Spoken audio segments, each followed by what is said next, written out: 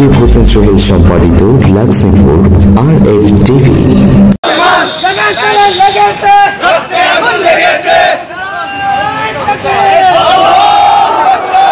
মানুষ কিন্তু পিছনে আছে, আরো দাঁড়ান এখানে।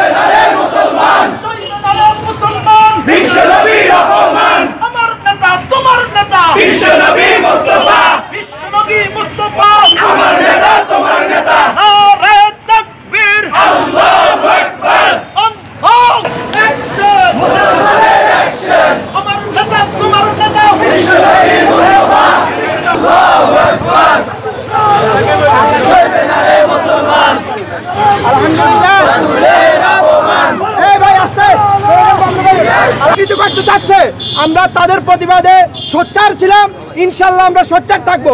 এবং যারা আমাদের 14 বছরের ইতিহাসকে ধূলিসাৎ করে তাদের বানট 100 বছরের ইতিহাস আমাদের উপরে চাপিয়ে দিতে চায়, আমরা তাদেরকে স্পষ্ট ভাষায় বলে দিতে চাই, আমরা বাঙালি, আমরা প্রত্যেকেই ঐক্যবদ্ধ, ধর্ম বর্ণ নির্বিশেষে আমরা সবাই সবার ধর্ম চেষ্টা করব।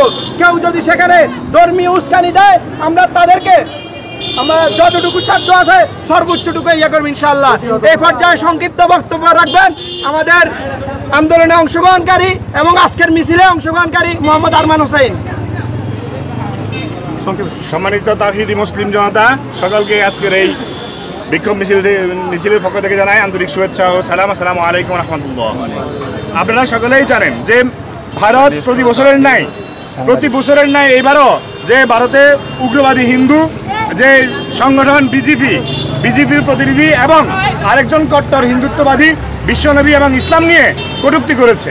তারা প্রতিবারই এই কটূক্তি করে কি জানান দিতে চাই, আমরা ভারত গভর্নমেন্টের নিকট আমরা স্পষ্ট করতে চাই তারা কি যাচাই করতে চাচ্ছে। প্রতি বছর তারা এর আগে নুপুর শর্মা এবং নামিন জিন্দাল ইসলাম নিয়ে কটূক্তি করেছে, এইবারও তাদের সেই সিলসিলা অনুযায়ী তারা কটূক্তি করে। আমরা শান্তিকামী মুসলিম জনতা বাংলাদেশে মুসলিম হিন্দুদেরকে আমরা আমাদের ভাই প্রতিবেশী হিসাবে লালন পালন করতেছি।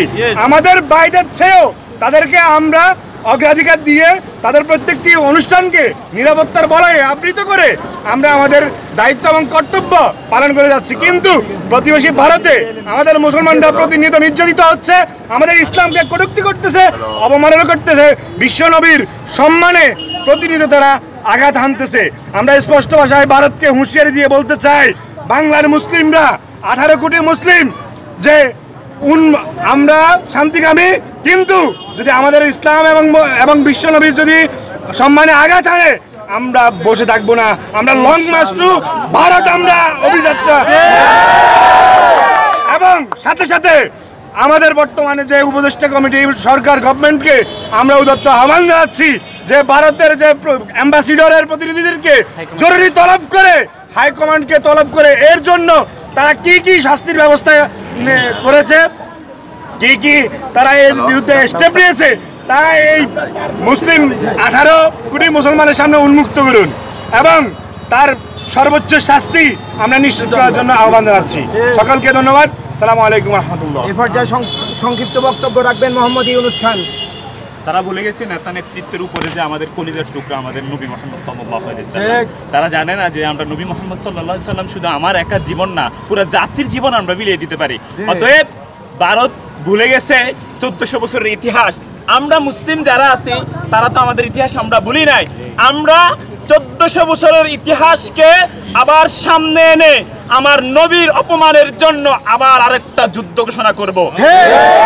দ্রুতই এর শাস্তি যদি না হয়, মুসলিমের হুঙ্কার কেমন এই ভারত দেখবে।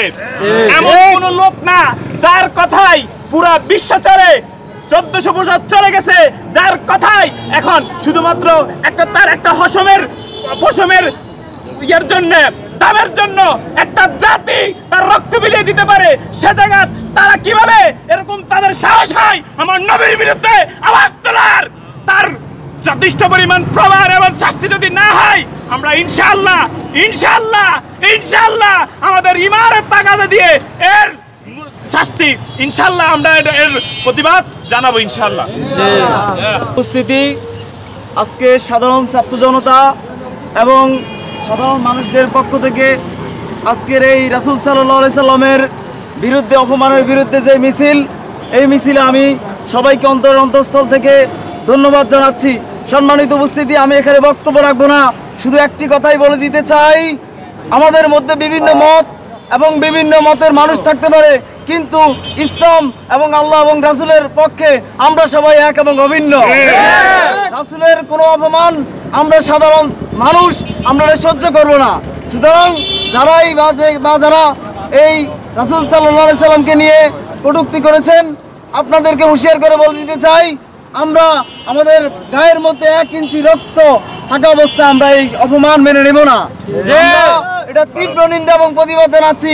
ভারতকে হুঁশিয়ার করে বলে দিতে চাই, আপনারা যারা দায়িত্বশীল মানুষ আছেন তারা খুব দ্রুত এটার বিচার যদি না করেন, তাহলে আমরা আন্দোলন তীব্র থেকে তীব্রতর করে তুলব।